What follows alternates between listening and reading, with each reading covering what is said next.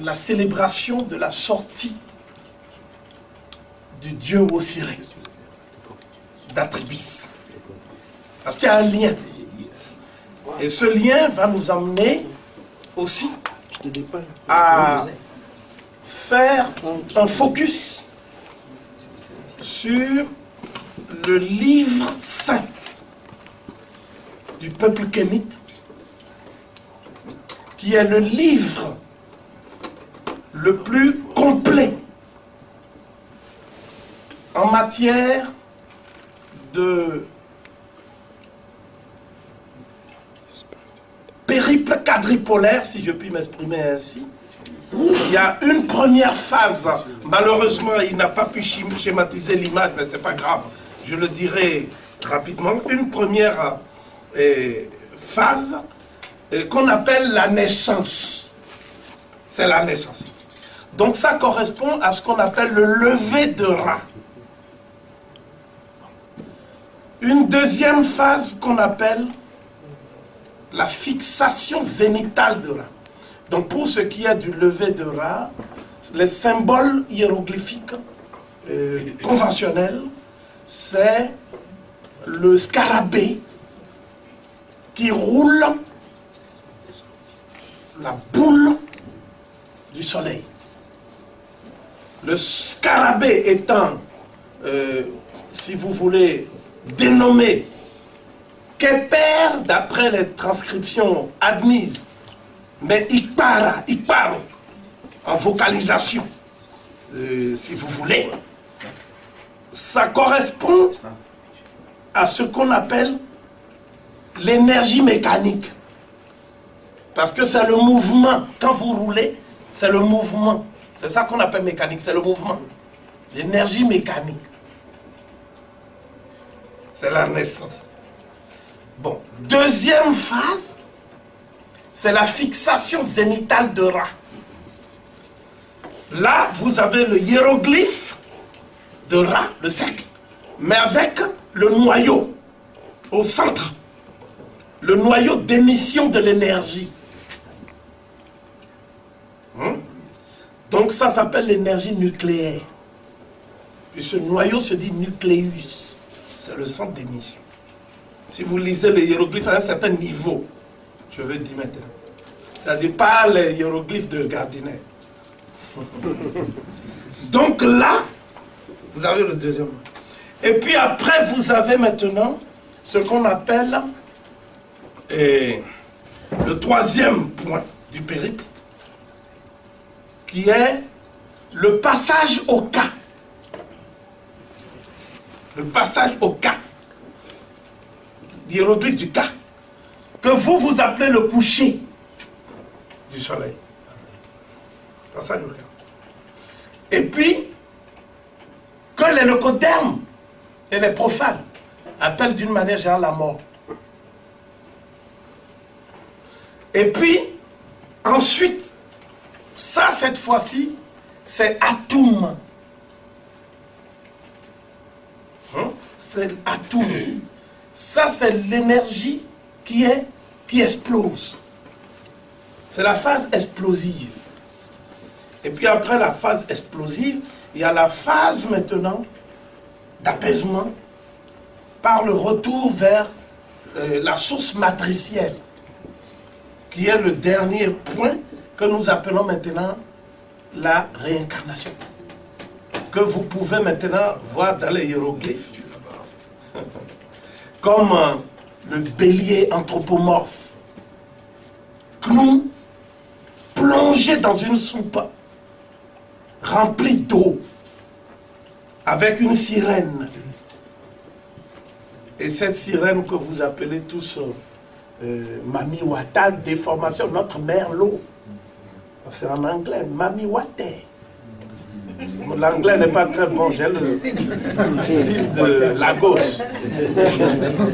Et cette sirène-là, vous avez maintenant Mami Wata. C'est le retour vers le Noun pour y puiser toute l'énergie. Et c'est là où maintenant tu deviens très très très puissant. Tu es tout noir. Tu vois? Si le noir c'était mauvais, Au moment où on descend pour prendre l'énergie, c'est là où on est noir. Donc on ne peut pas être noir, prendre de l'énergie et être mauvais. C'est là où c'est bon, au contraire. Tu es chargé, tu es équipé.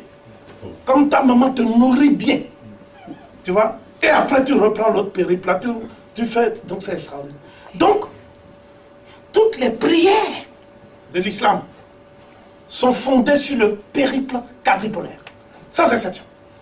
J'aurais pu vous en faire la démonstration rapide en montrant comment les prières de l'islam qui ont été adaptées des prières du sabéisme. Nous avons dans cette salle des spécialistes de la question qui vont faire aussi des exposés parce qu'ils sont très forts. Hein. Il y a Bakem Ra, je ne sais pas s'il est là, mais il est très puissant. Quand il sort les documents, c'est puissant. Tu vois, des fois, même nous-mêmes, on est impressionnés. On dit, mais ces choses-là, on ne les comprend pas. C'est bizarre. Bon, donc il y a ça. Mais ce que je veux vous dire là, il faut passer maintenant au premier hiéroglyphe. Ou bien t'as pas fait. Oui. Voilà. Alors là, je vais vous expliquer, en même temps j'enchaîne, comment on va prier là tout de suite. Parce que quand je vais expliquer, après on prie. Je vais appeler des gens. Vous venez ici, que vous soyez en blanc ou pas, on va faire. Mais le but, c'est de le faire à la maison, dans une pièce prévue à cet effet, que nous appellerons conventionnellement ici route netter. Donc dans une maison, même si vous êtes dans un HLM, le tout c'est que vous parveniez à purifier et à sanctifier la pièce. C'est ça qui est important. Et on va voir les rites là. Tout de suite là, ça va être une démonstration en fait. On va faire une démonstration. Bon, donc, ce que je propose, c'est que nous, non, c'est ce qu'on a publié, pas des choses en vrac. Ce que je propose, c'est qu'on commence par la phase de la naissance de Ré. Le livre en question est antérieur de 2000 ans au texte juif et 3000 ans au texte chrétien. Donc c'est une antériorité qui ne souffre d'aucune discussion. Voilà. Ça, on ne peut pas discuter sur les faits chronologiques. Ce sont des faits qui tombent sous le sens et qui s'imposent à nous comme il est évident. Le titre du livre, c'est Raou Nou Perek Mheru, qui veut dire littéralement formules efficaces au pluriel pour la fusion du défunt justifié. Ou si vous voulez, vous pouvez remplacer ça par l'initié supérieur. Pareil, le défunt justifié, c'est l'initié supérieur, par ricochet. Hein? Donc, formules efficaces. Pourquoi je dis efficaces? Parce que ce sont des formules qui, lorsque vous les proférez, dans un contexte de pureté, dans un contexte de sanctuarisation de l'espace, que vous êtes vous-même propre, hygiéniquement parlant.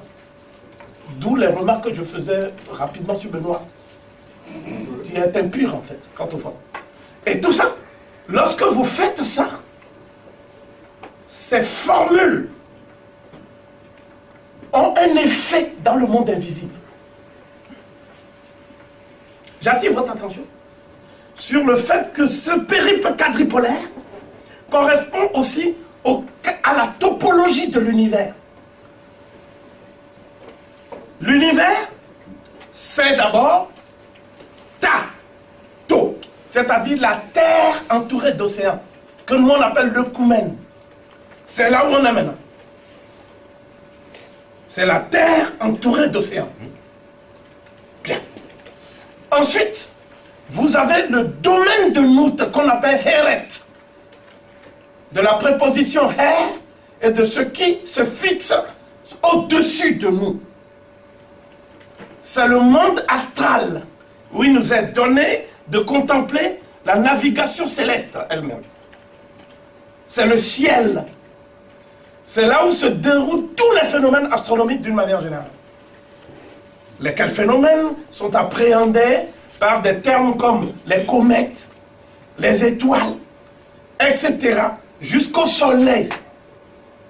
J'insiste sur ce point parce que ce n'est pas le soleil en tant qu'astre du jour qui est adoré, loué, célébré. Mais c'est la lumière divine. Puisque les trois attributs principaux du divin se trouvent être la lumière, que nos ancêtres appelaient Sétout. Deuxièmement, l'amour, que nos ancêtres appelaient Mérout. Et troisièmement, la perfection dans la bonté et dans la pureté du cœur, qu'ils appelaient Néphérot. Mais il y a aussi la condition d'être dans le Noun. Et ce qui est dans le Noun n'est pas visible, ne nous est pas visible. Mais ce n'est pas parce que ce n'est pas visible que ça n'existe pas. Parce que nous sommes en relation avec le monde de la droite aussi, que je n'ai pas cité. La droite est censée être en dessous, donc sous la terre. C'est la raison pour laquelle nous inhumons les morts. Ceux qui ne connaissent pas la droite, ils incinèrent sur terre les morts. Et ils répandent les cendres dans le Gange, ou dans d'autres fleuves, comme vous le savez. Hein? Mais nous, on inhumait. Donc, le fait le plus important, c'est que lorsque nous parlons de l'être humain, quel qu'il soit, il faut avoir présent à l'esprit que l'être humain n'est pas seulement fait de chair et de sang. L'être humain, c'est un agrégat d'énergie. C'est un agrégat d'énergie. Et cet agrégat d'énergie est également réglementé comme une sorte de vibration cosmique dans l'univers. Donc, c'est ce qu'on appelle la création. Dans la création, il y a trois phases.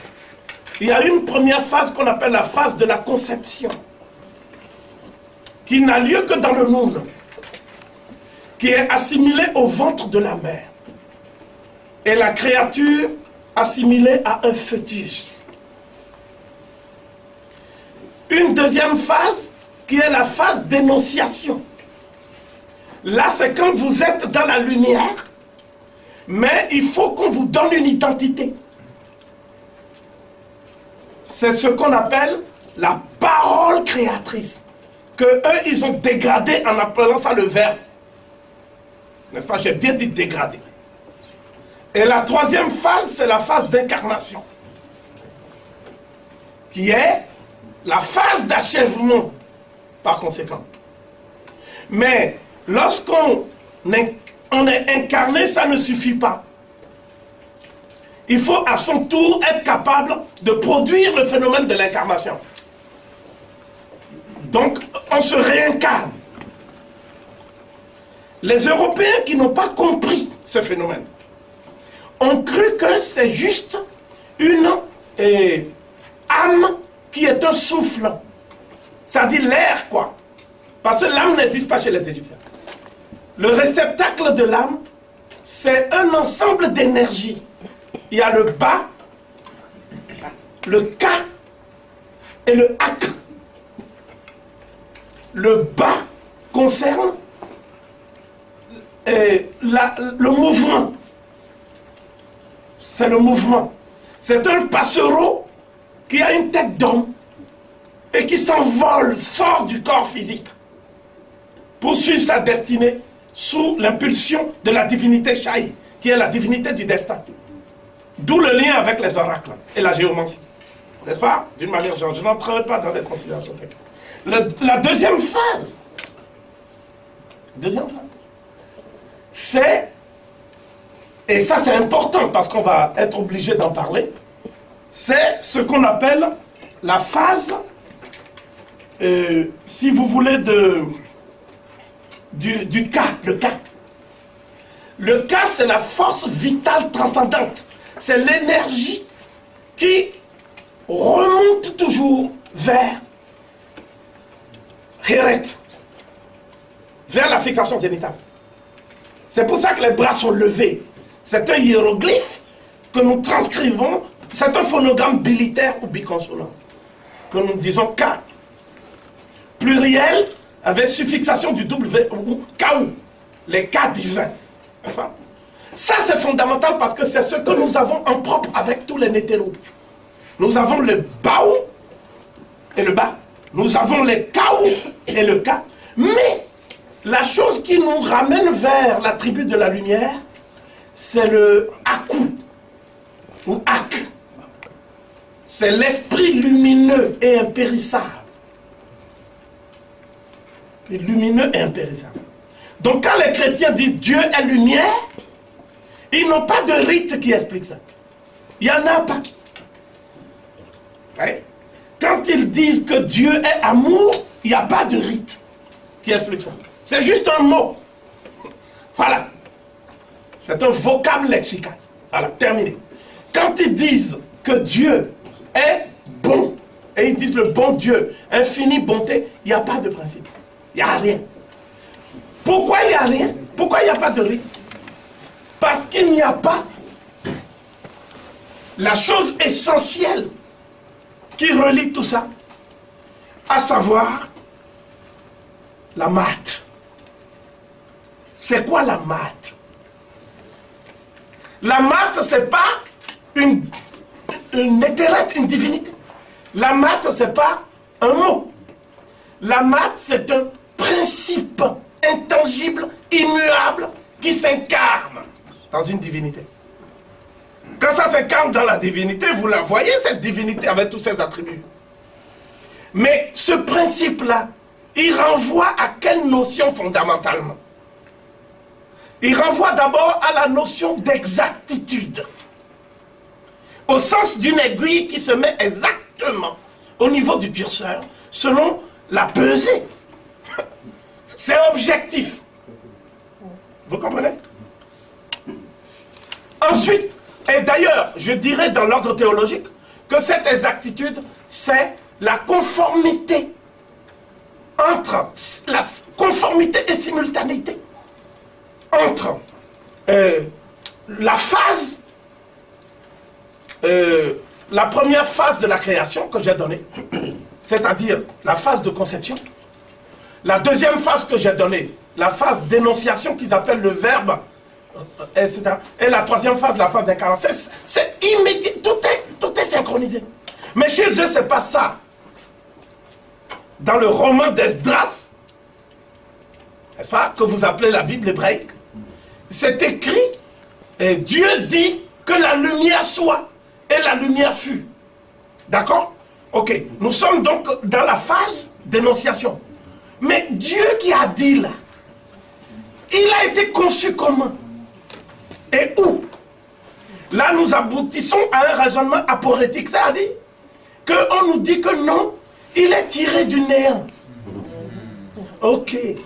Donc, s'il est tiré du néant, comment peut-on concevoir quelque chose qui est tiré du néant? Parce que pour pouvoir penser quelque chose, il faut que cette chose soit relative à un objet. Donc, la pensée du néant est impossible parce que ce serait un néant de pensée. Donc, ça veut dire quoi?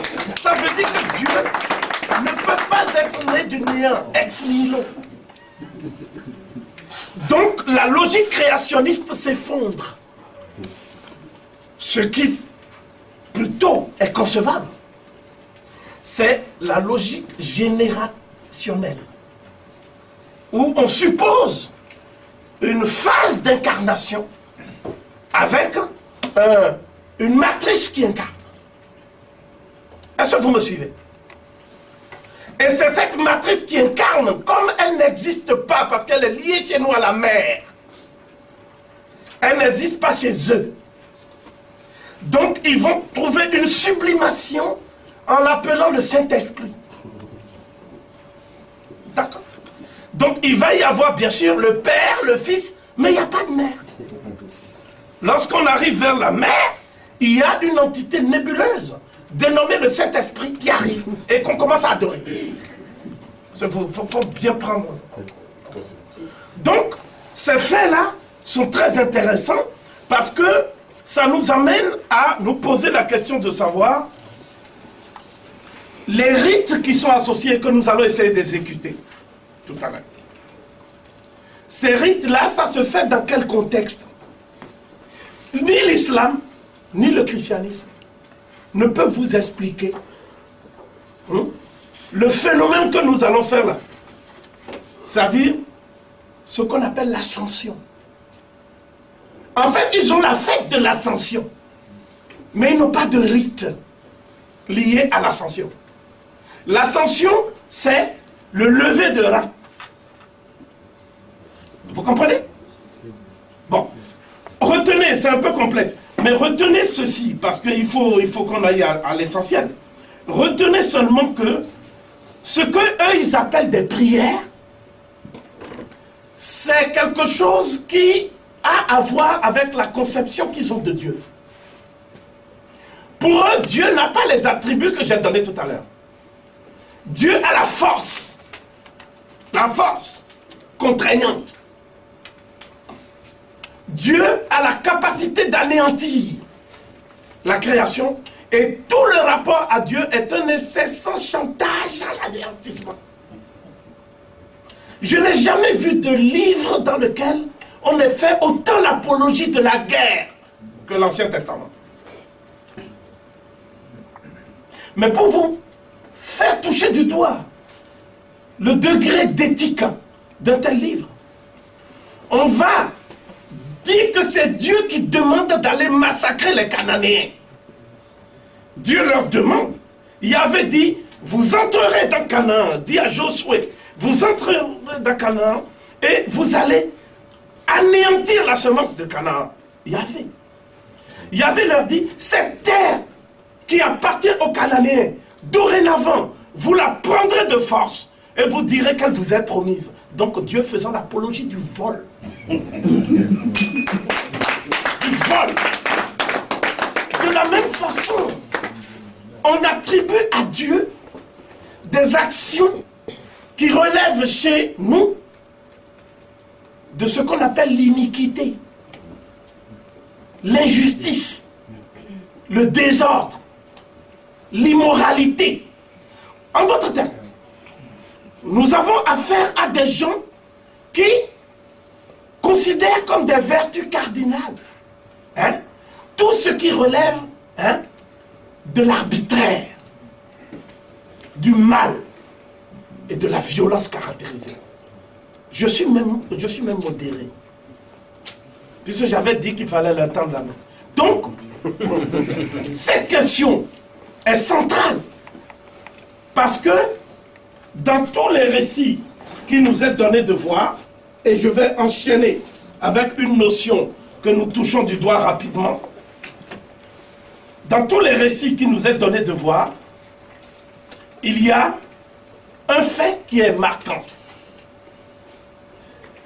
C'est la passion d'Osiris.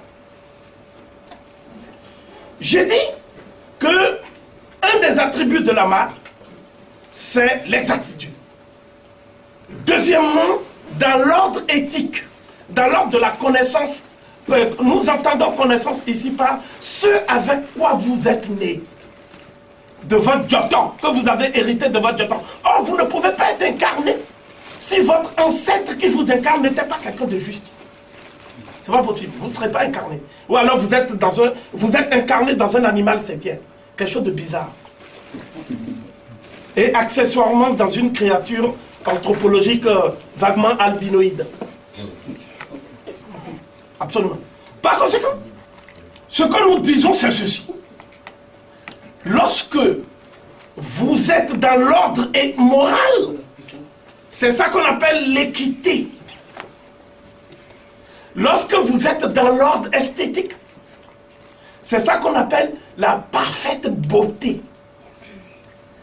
Lorsque vous êtes dans l'ordre, donc, ça veut dire que la divinité qui incarne ça, ce principe, c'est Maat.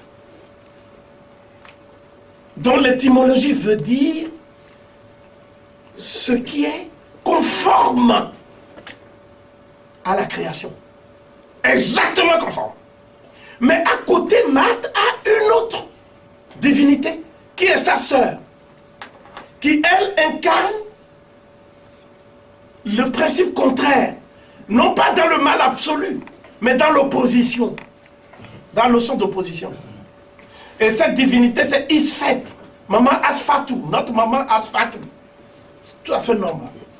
Ensuite, dans l'ordre cosmique, c'est Ra, qui lui incarne le même principe, mais dans le monde phénoménal, par opposition au monde nouménal. Et l'autre là-bas, c'est Apophis, qui est un serpent qui a toutes les couleurs de l'arc-en-ciel, mais qui est aussi un dragon au niveau de sa tête, en même temps un serpent, créature hybride. Et dans la tradition fond, Yoruba, nous appelons Dan Aido Wedo. Dan Aido Wedo, enfant, oui, absolument. Papyrus. Bon, donc, ensuite, il y a Horus, qui est le fils de celui qui a subi la passion, et qui s'oppose à celui qui a tué son père. Bon, on nous dit la mort ignominieuse du Christ.